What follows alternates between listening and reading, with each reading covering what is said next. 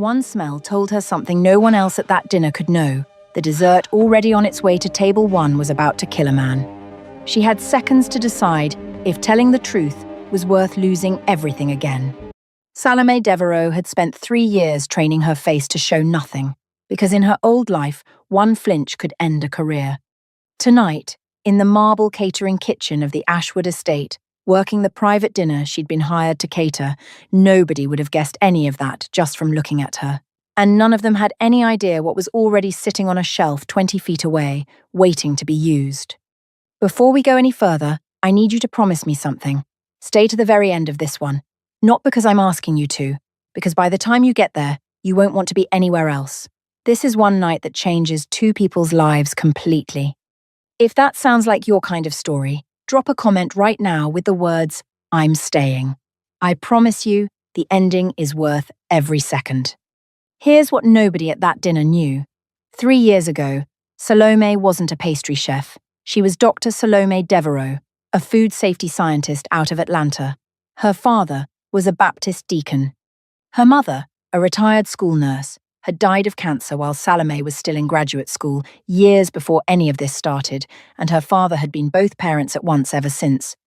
Showing up to everything, twice as loud as he needed to be, like he was making up for a voice that should have been there too. Salome was the first person in her family to walk across a stage in a doctoral gown. She had built a real career. Her name sat on 11 published studies about food allergies and contamination. She had a lab. She had a team at a company called Meridian Nutraceuticals. Then her research director, a man named Preston Voss, quietly changed her safety data on a batch of product. That batch later hospitalized 19 children. And Preston made sure her signature was the one attached to the cover-up, not his. Her license was suspended. Her name was ruined. So the woman who used to study chemistry for a living started hiding from it instead. She moved 2,000 miles from home to a city where nobody knew what she used to be. And she started piping buttercream with the same steady hands her grandmother had taught her to bake with back when she was just a girl. Until tonight. Tonight, she was just a pastry chef with a full tray and a schedule to keep. The 40 guests at that private dinner were already several courses in, and as far as she knew, the night was going exactly as planned. The dessert was finished. Salome plated the last one herself, wiped the rim clean, and handed the tray to a server with instructions to take it straight to table 1. It was meant for the guest of honor. His name was Minjun Yoon. He was 39 years old, born and raised in Seoul before moving to Los Angeles at 20, and the founder of a biotech company on the edge of a deal that could define the next 10 years of his life. His allergy card had crossed Salome's station that very morning. Severe. Anaphylactic. One bite of the wrong ingredient could kill him in minutes. No exceptions. The server was already 3 steps toward the conservatory doors when Salome reached for the oil to wipe down her station. That was when the smell hit her. Almond. Not a trace. A flood. The bottle in her hand was labeled sunflower oil. It was not sunflower oil. Everything in her went very still, and then very fast. She didn't stop to explain. She dropped the bottle, and she ran. She caught the server 2 steps from the table and pulled the tray out of his hands before he could react, ignoring the confused murmur behind her, walking straight up to Minjun himself, in front of every investor who mattered to him. "Mr. Yoon," she said, breathless, but low enough that only the table could hear her. "I need to take this back. There's a contamination in the oil. It isn't safe for you to eat." The table went silent. In that specific, expensive way rich rooms go quiet, not gasping, recalculating. Across from Minjun, a face she'd know anywhere set down his wine glass a little too carefully, the same man who used to sit across a conference table from her 3 years ago, back when his title was research director instead of chief financial officer. His name was Preston Voss. Yes, that Preston Voss. Salome's whole body went cold and steady at the same time. That's what happens when a nightmare and a memory turn out to be the same person, sitting 8 feet away from you. "That's absurd," Preston said smoothly. "I approved this menu myself." "There's almond in it," Salome said. She held his gaze 1 second longer than any caterer should. Long enough for something to pass between them, long enough to watch recognition flicker across his face. He realized in that moment that she recognized him too. Minjun looked between the two of them. He made his decision in under 3 seconds.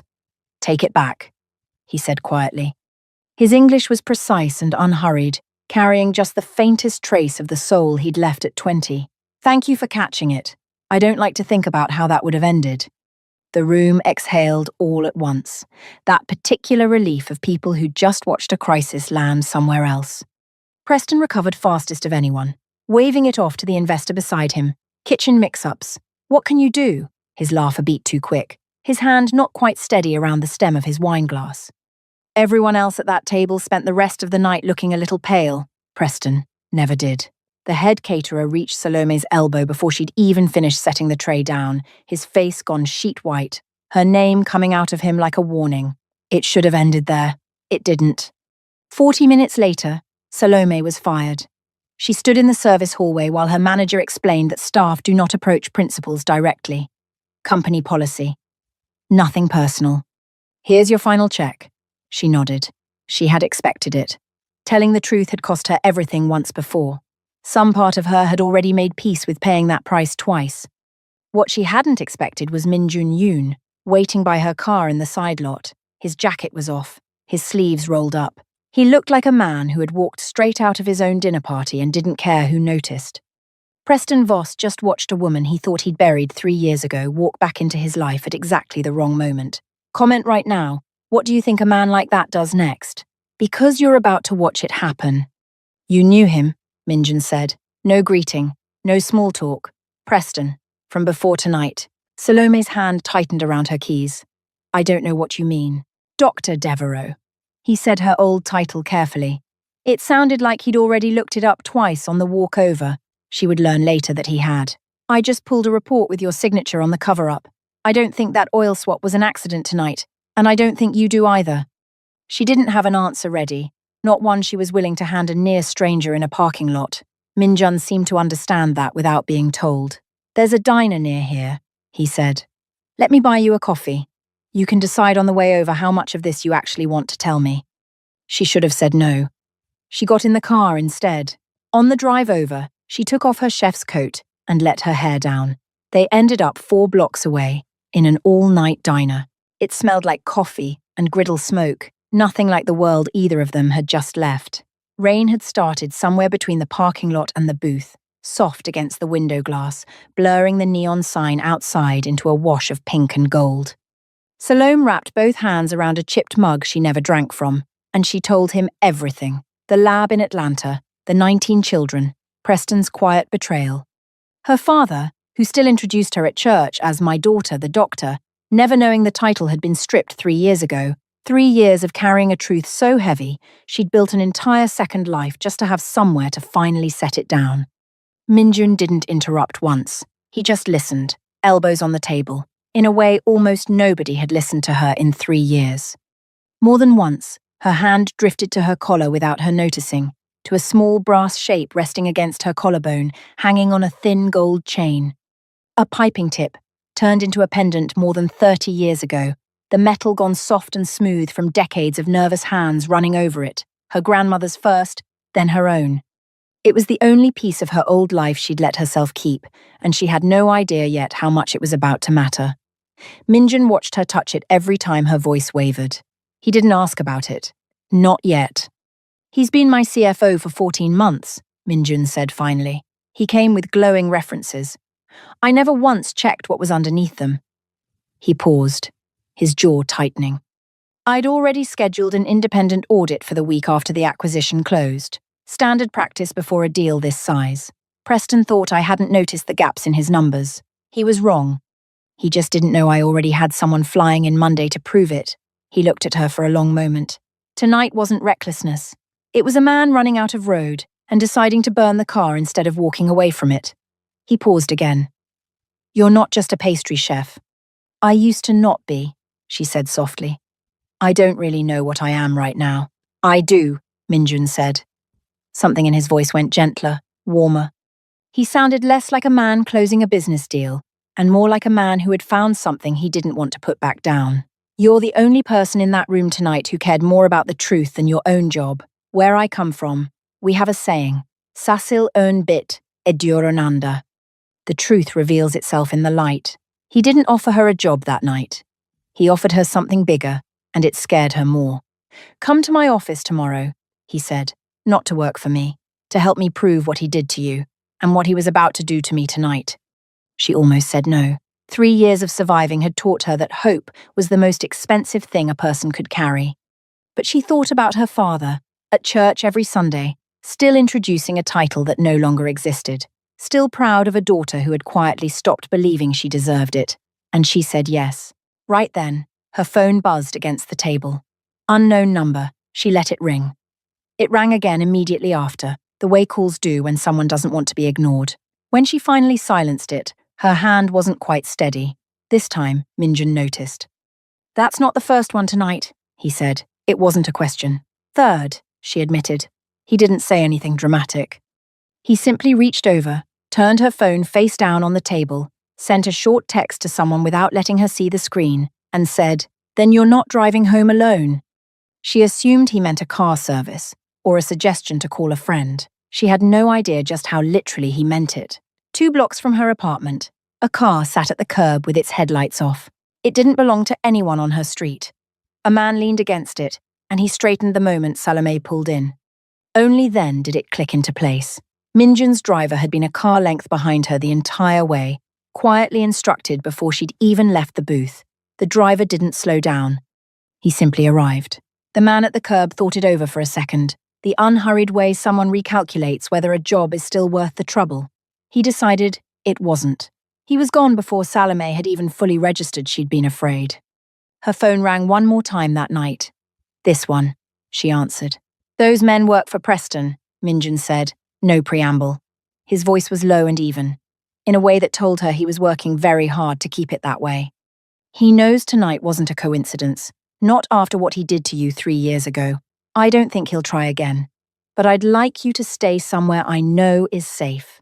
Just for a few days." A pause. "Please." That last word landed differently than everything before it, like it cost him something rare to say out loud. She spent the next 3 nights in a guest suite in Minjun's building, the kind of quiet safety she hadn't let herself have in 3 years, before insisting, gently but firmly, that she could go home. 9 days. That's all it took to unravel 3 years of lies.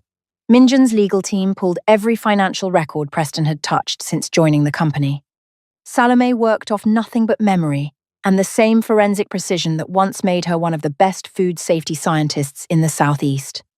She found the pattern in 6 hours, 3 companies, 3 falsified safety reports, and in every single case, a bet Preston had quietly placed, under his wife's maiden name, so it could never be traced back to him, that each company's stock would crash right after each report went out. He wasn't just covering up contamination. He was profiting from it, making sure the truth stayed buried until he'd already cashed in on the fall. First, the Atlanta batch, then a baby formula recall in Ohio, buried the exact same way. Then, a contaminated heart medication batch in Texas that never made the news because nobody with Salome's training had been in the room to catch it. Until now, she was the only one who ever had. 6 days into it, there was a night when Minjun stayed past midnight, the 2 of them cross-referencing shipping manifests under one bad desk lamp long after everyone else had gone home. Somewhere around 2 in the morning, punch-drunk and laughing at something neither of them could have explained the next day, his eyes caught the small brass shape at her collar, visible above an unbuttoned top button. "May I?" he asked, quiet enough that it barely qualified as a question. She nodded, before she'd fully decided to. He leaned in close enough to study it properly, close enough that she could have counted his eyelashes, and then, instead of touching it, reached past her shoulder for a folder that didn't actually need tucking away. His knuckles grazed hers on the way. Neither of them moved for a second longer than the moment required. She watched him almost say something. She watched the words gather right behind his teeth. Then she watched him decide, with visible effort, to swallow them instead and go back to the manifests, like nothing had happened. She noticed. She didn't say anything either, but she thought about it the whole drive home. The board meeting where it all came apart began quietly. It did not stay that way. Preston tried, first, to make it about optics. He warned the board that exposing 3 years of buried fraud, 2 weeks before a 9-figure acquisition, would tank the stock. It would cost every person in that room money they couldn't afford to lose. That didn't land. Instead of panic, he got silence. So he turned on Salome next. He called her a disgraced scientist chasing a payday through a rich man's guilt. He watched for the flinch he was used to seeing. It didn't come. She looked back at him with the same stillness she'd held in the conservatory 9 days earlier. She said nothing at all, because she didn't need to. Minjun answered for her instead. He didn't raise his voice once. The last time someone in this room decided her name wasn't worth protecting, 19 children ended up in a hospital, he said. 9 days ago, you decided a woman who caught your fraud didn't deserve to make it home safely that night. Both of those end tonight, and you'll answer for both. I'd rather lose this acquisition than have my name attached to either one. Sit down, Preston. You're finished talking. Something in Salome's chest finally unclenched, 3 years of held breath, leaving her body in one long, quiet exhale. She didn't cry. She'd already done enough of that, for one lifetime. She just breathed, and let herself believe, for the first time since Meridian, that this might actually be over. Preston didn't have anything left after that. Security walked him out of the building at 11 in the morning. By that afternoon, the original Meridian Nutraceuticals case had been formally reopened, this time with new evidence, and this time with the truth attached to Salome's name instead of someone else's lie. Federal prosecutors added the intimidation charge within the week. Preston's wife, who'd had no idea her own maiden name had spent 3 years laundering another man's fraud, filed for divorce before he'd even hired a lawyer, and handed investigators every account statement she had, out of pure fury. He pleaded guilty 4 months later, rather than sit through a trial that would have finished off what little was left of his name. Salome didn't go to the sentencing. She didn't need to. She'd already gotten back the only thing that ever really mattered from all of it, her name, finally cleared of a lie that was never hers to carry. The weeks that followed felt almost ordinary, which was its own kind of miracle. Salome started quietly consulting for Minjun's company while her case moved through the system. No title yet, just her expertise back where it belonged. One Thursday evening, she showed up at his place with a grocery bag and no real explanation beyond, "You eat too much takeout for a man worth what you're worth." She commandeered his kitchen, badly organized as it was, and taught him to fold dumplings while something bright and citrus-sharp simmered on the stove behind them. He was terrible at it, half of them split open in the pot. He laughed anyway, really laughed, flour on his sleeve, utterly unbothered by looking foolish in front of her for the first time since she'd known him. "You're worse at this than I expected," she said. "I have people for this," he said, deadpan, folding another disaster of a dumpling. "Not tonight, you don't." It became a Thursday thing, though neither of them called it that out loud. She never asked what it meant that a man with a 9-figure acquisition on the horizon kept clearing his calendar for badly folded dumplings. He never asked why a woman who'd spent 3 years avoiding any kitchen that wasn't strictly professional kept coming back to his.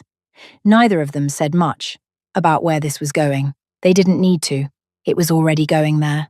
Her license hearing was 6 weeks after the board meeting, back in Atlanta, held by the very state board that had suspended her 3 years before, a fact she'd finally told her father only days earlier, bracing for the disappointment that never came. Minjun flew in with her the night before. He didn't say a single word about it being unnecessary. He simply booked 2 seats. He didn't come into the hearing room. He said it wasn't his place, that this moment belonged entirely to her. Instead, he sat in the hallway outside. 20 minutes after the hearing began, her father arrived and sat down beside him, still in his Sunday suit, having driven straight there that morning without stopping. 3 hours later, the door opened. Salome stepped out, holding a single sheet of paper that felt heavier than 3 years should have weighed. It didn't give her back the time she'd lost. It just said, in the driest legal language imaginable, the one thing she'd always known and nobody else would say out loud, that she had never done anything wrong. Her father was on his feet before she'd taken 2 steps. He didn't say much at first. He just wrapped his arms around her, tight and shaking, right there in the hallway, the fluorescent light overhead humming the only sound in the world for a moment.